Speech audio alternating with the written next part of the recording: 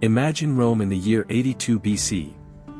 Imperial eagles dominated the skies, and senators debated the fate of entire nations in the forum.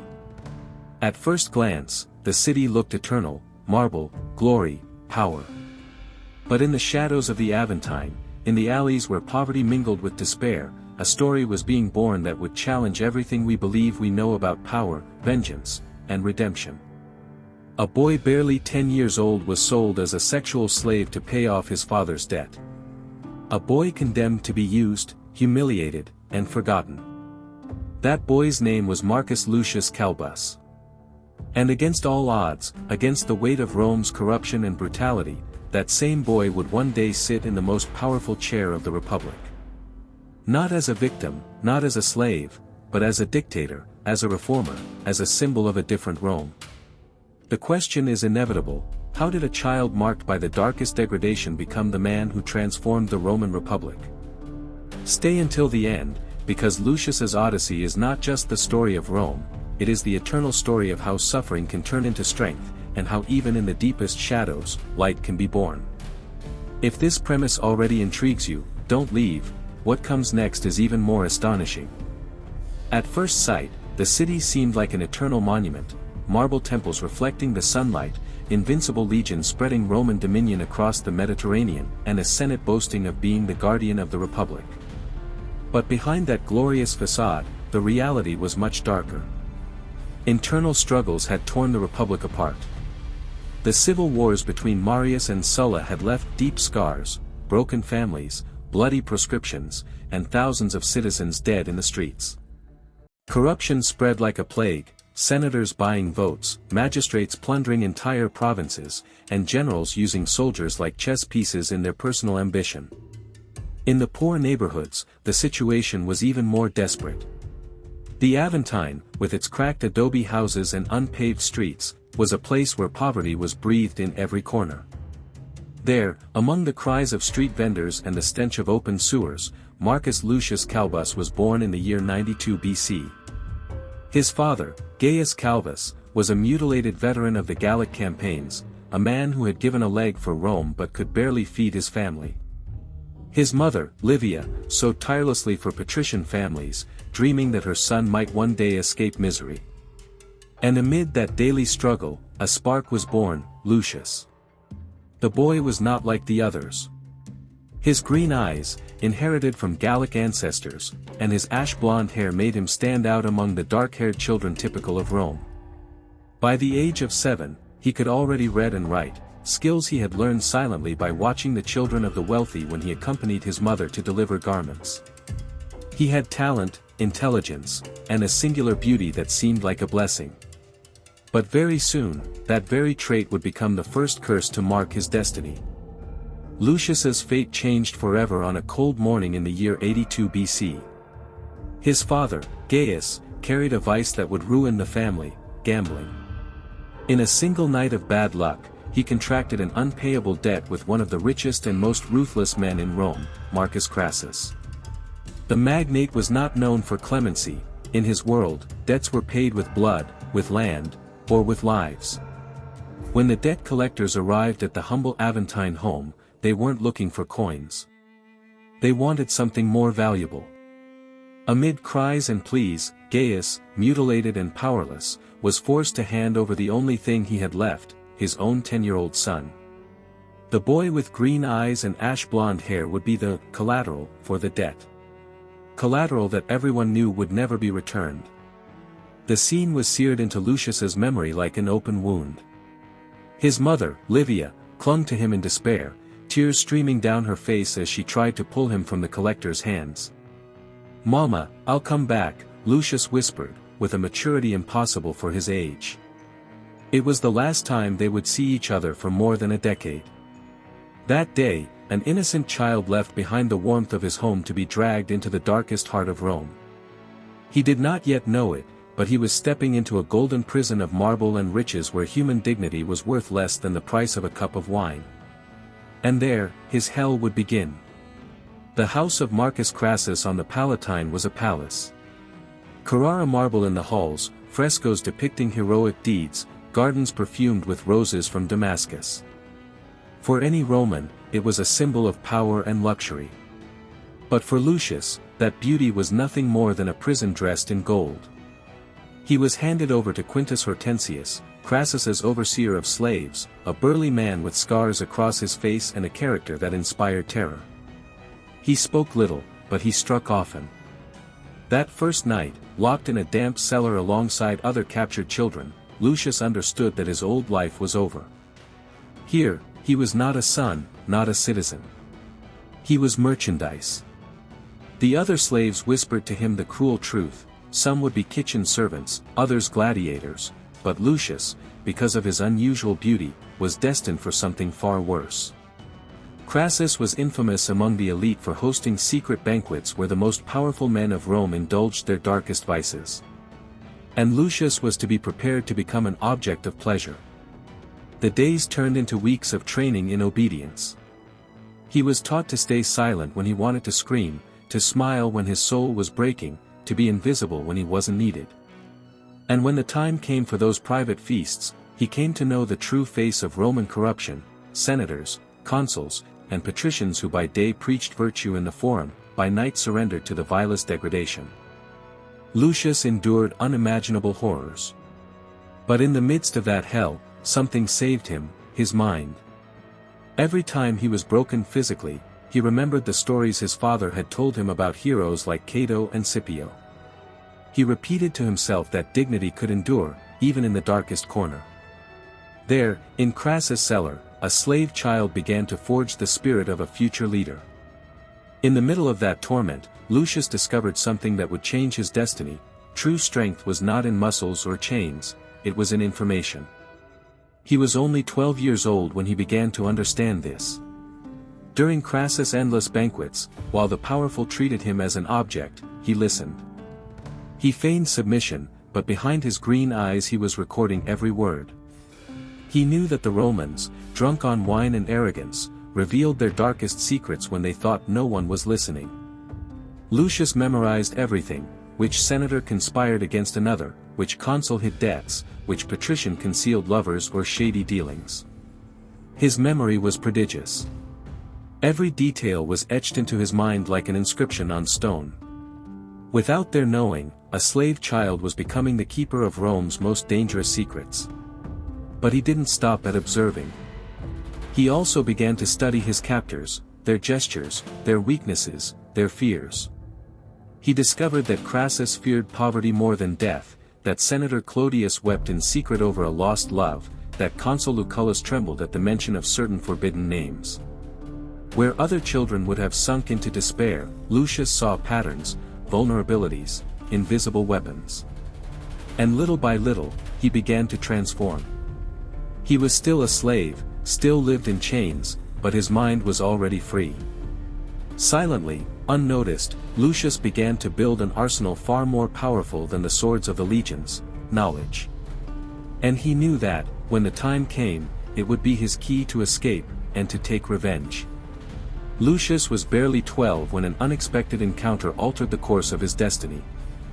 During one of Crassus' lavish parties, a special guest appeared, a young orator who was beginning to shine in the Roman courts.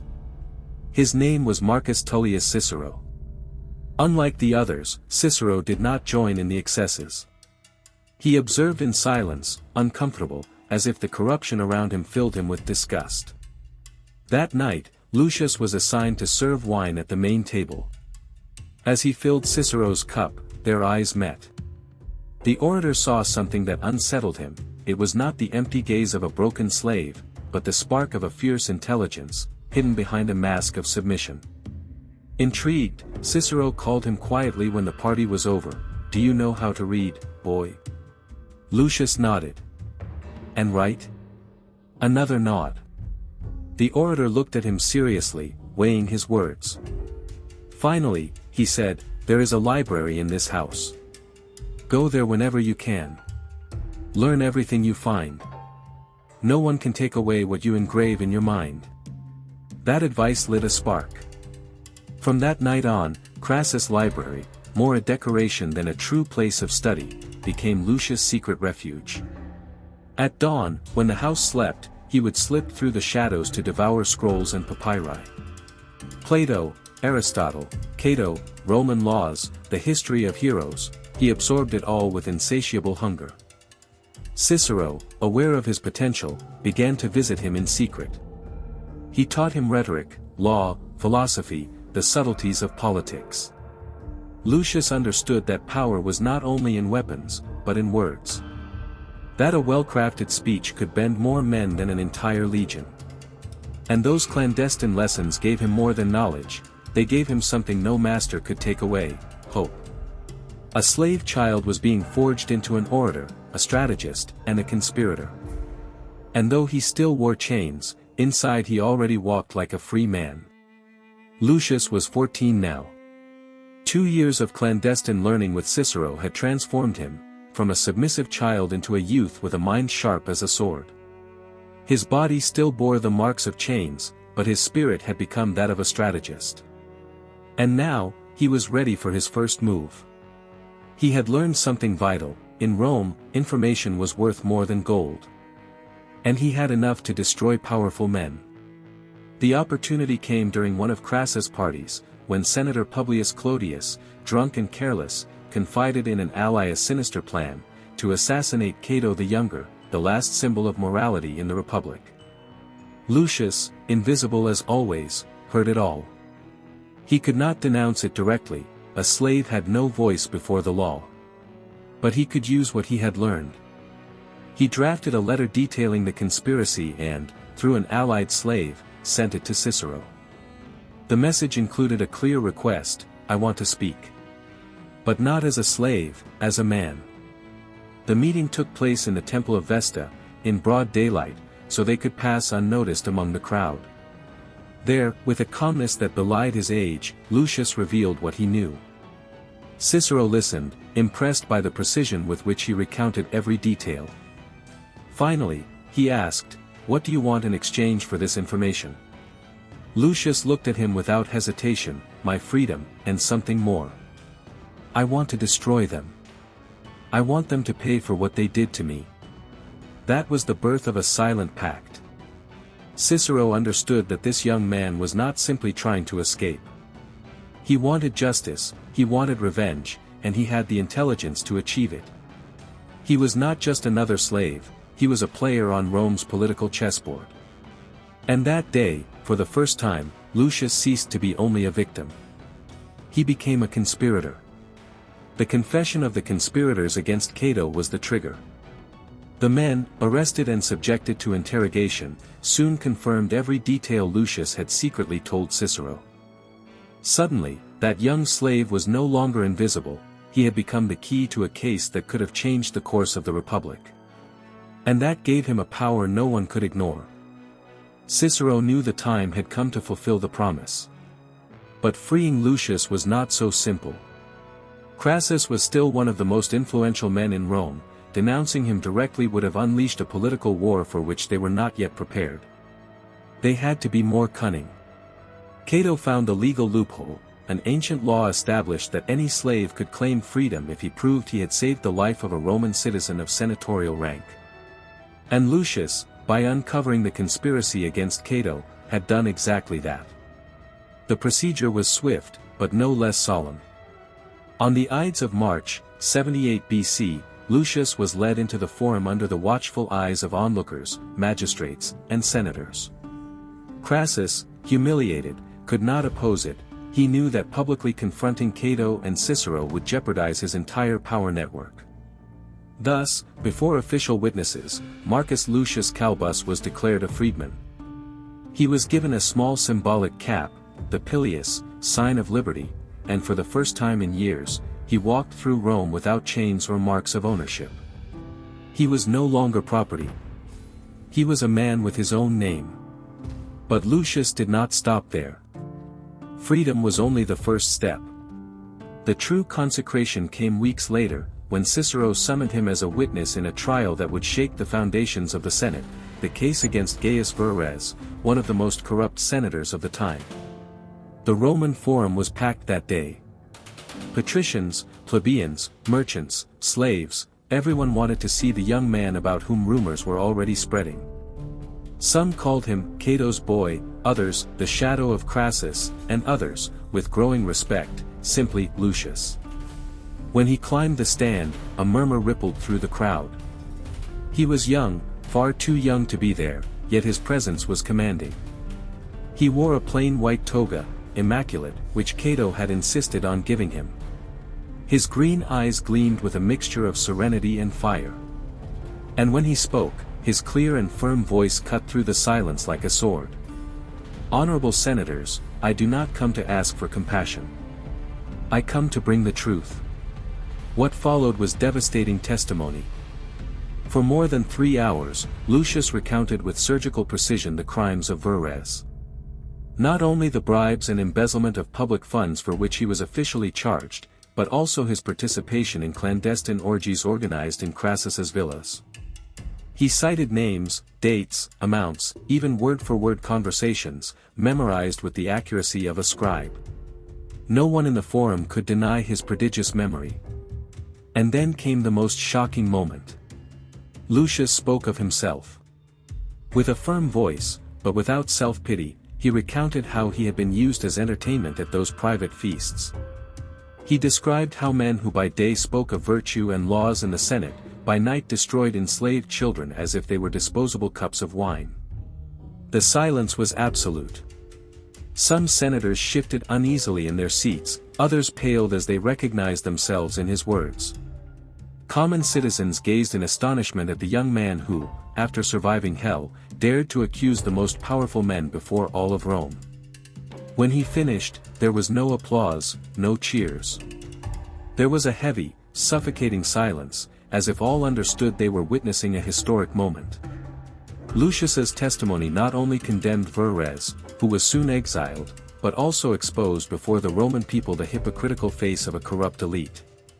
From that day forward, Marcus Lucius Calbus ceased to be the slave boy. In the popular imagination, he became a symbol of justice, the survivor who dared to speak.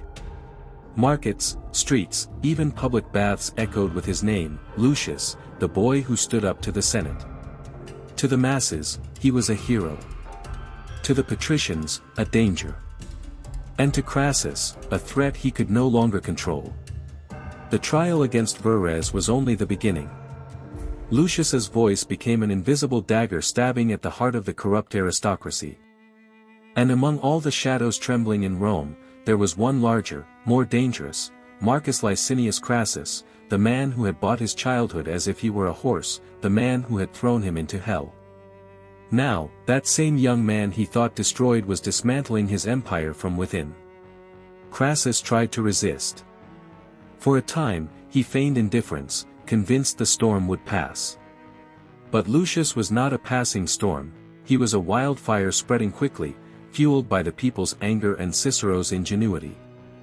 Each new testimony, each denunciation, each secret Lucius brought to light weakened the foundations of Crassus's power.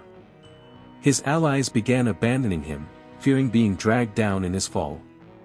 The magnate then decided to do what he knew best, resort to violence. One night, he sent assassins to eliminate the young freedman. But Lucius was no longer a defenseless boy. Anticipating the move, he had formed a small personal guard of freed gladiators and war veterans who respected him for his courage. The attack failed. And the effect was devastating for Crassus. The assassination attempt turned Lucius into a popular hero. The people no longer saw him as just a witness, but as a fighter who stood against the richest man in Rome, and survived. The streets began to chant his name. Lucius! Lucius! The plebeians hailed him in the forums, the freedmen followed him as a natural leader, and even some patrician families, weary of corruption, began to support him in secret. What had started as a personal vendetta was transforming into a political movement. Rome, tired of being plundered by its elite, found in that young man a banner of hope. Crassus, cornered, was finally accused in a series of trials for corruption and abuse. His properties were seized, his closest allies betrayed him one by one. His fall was as spectacular as his wealth had once been. Humiliated and exiled, he was forced to retreat to his estates in Asia Minor. There he would die years later in the war against the Parthians, but in Rome, his name remained forever tainted. Lucius, on the other hand, rose like a meteor. At just 17, he was courted by rival factions, seen as a symbol of justice and renewal. But the most impressive thing was not his youth, but his strategy. Instead of submitting to the old political structures, he decided to build his own power base. He rallied freedmen, urban plebeians, landless veterans, and even noblewomen who had lost sons or husbands in the scandals he had exposed. It was a social bloc unheard of in Roman history. The forgotten, for the first time, had a leader who spoke in their name. With that force behind him, Lucius took the next step in the cursus honorum. He announced his candidacy for quaestor. For a freedman with neither lineage nor inherited fortune, it was unthinkable. But Lucius was no ordinary candidate. His speeches, fiery and scarred with truth, shook both the poor neighborhoods and the atriums of patrician houses. "I have lived in darkness so that you may walk in the light," he declared. And the people believed him, because they could see the marks on his skin, they could feel the truth in every word. The elections of 76 BC marked a turning point. Lucius not only won, he obtained more votes than any candidate in Rome's history up to that moment. The impossible had become reality. A child once sold and humiliated as a slave had climbed into the very heart of republican power. And that was only the beginning. Lucius's electoral triumph as quaestor was an earthquake in Rome. The senatorial elite looked on with contempt, even hatred, but they could not deny the reality: the people adored him. And it was not a blind love, it was born of identification. Lucius spoke their language, shared their pain, embodied their scars. He was not a distant patrician promising justice from a palace, he was a survivor who had known the mud, slavery, and abuse, and who was still standing, demanding justice for all. As quaestor, he surprised everyone. Instead of becoming the puppet of a powerful faction, he made his own decisions. He enforced strict controls over tax collection, dismantling networks of corruption that drained the public treasury. He created a special fund for orphans and abandoned children, inspired by his own past. And he established courts dedicated to cases of child abuse, an unprecedented measure in Roman history. Every decree bore the mark of his personal experience, but also a clear vision: to turn pain into protection for others. The people acclaimed him in the streets. The plebeians saw in him a defender, the landless veterans called him brother, and even some reformist patricians began to approach. His name, Marcus Lucius Calbus, was no longer just that of a lucky freedman, he was becoming the standard of a different Rome. 2 years later, in 74 BC, he was elected praetor. Nobody thought it possible, and yet he achieved it. Again, his administration was marked by bold reforms. He restructured the judicial system to ensure faster trials, less vulnerable to bribery. He sent resources to neglected provinces that governors had plundered for decades. And above all, he became a feared orator. Whenever he spoke in the Senate, his voice carried the weight of someone who had lived what others only read in philosophical texts. But his true coronation came in 72 BC, when, at barely 20 years old, he reached the consulship, the highest office of the Republic. It was a historic milestone. No man of such humble origin, no freedman, had ever risen so high. His election was no accident, it was a popular declaration. Rome was weary of ambitious generals and corrupt senators, it wanted a leader who represented something different. And Lucius was that figure. As consul, he faced his greatest trial, the rebellion of Spartacus, who had turned thousands of slaves into an army ready to challenge Rome's power. The senators wanted to crush the revolt in blood, sending Pompey or Crassus. But Lucius rose in the Senate and delivered a memorable speech. "I know the heart of a slave, because I was one. I know what they expect, what they fear, what they dream of. This rebellion cannot be extinguished with swords alone, it must be extinguished with justice." He proposed a dual strategy: military firmness against the most radical rebel leaders, but also structural reforms for slaves and freedmen. He established clear paths to manumission, improved living conditions, and banned the most brutal abuses. At the same time, he secretly negotiated with moderate factions of the rebellion, offering amnesty to those who laid down their arms. The result was astonishing. The war ended far sooner than expected, with less bloodshed and even greater political impact. For the first time in history, Rome not only defeated a revolt, it transformed it into reforms. The people hailed him as a savior. The streets thundered with his name. And though the most conservative senators regarded him with suspicion, they realized they could not ignore him. Lucius was no longer just a promising politician. He was the most powerful man in Rome. And he had achieved it not with private armies or inherited fortunes, but with the strength of his intelligence, his resilience, and the support of the masses. The life of Marcus Lucius Calbus reminds us of an uncomfortable yet eternal truth: the greatest power does not come from wealth or lineage, but from the ability to transform pain into purpose. That child, once sold as a slave, humiliated and reduced to an object, not only survived hell, he turned his scars into weapons of justice, becoming one of Rome's most influential leaders. His story is a mirror that speaks to us today, more than 2,000 years later. It teaches us that greatness does not mean never falling, but rising again even when the whole world has condemned you. That true strength does not lie in inherited privilege, but in the resilience of those who, despite losing everything, refuse to surrender. Lucius changed Rome, but he also changed what power meant. He showed that even in the most corrupt society, the voice of one person can shake empires. And though his life was short, his legacy endured through the centuries, the idea that human dignity must be protected, and that the most vulnerable must never be forgotten. Now I ask you, what lesson do you think we can apply today from the life of Lucius? Do you believe a single individual can still challenge entire systems of corruption and abuse? Leave me your thoughts in the comments, share this video if Lucius's story moved you, and don't forget to subscribe for more tales that reveal the light and shadows of human history. Because as Lucius teaches us, no matter how dark your beginning, there is always the possibility of transforming pain into greatness.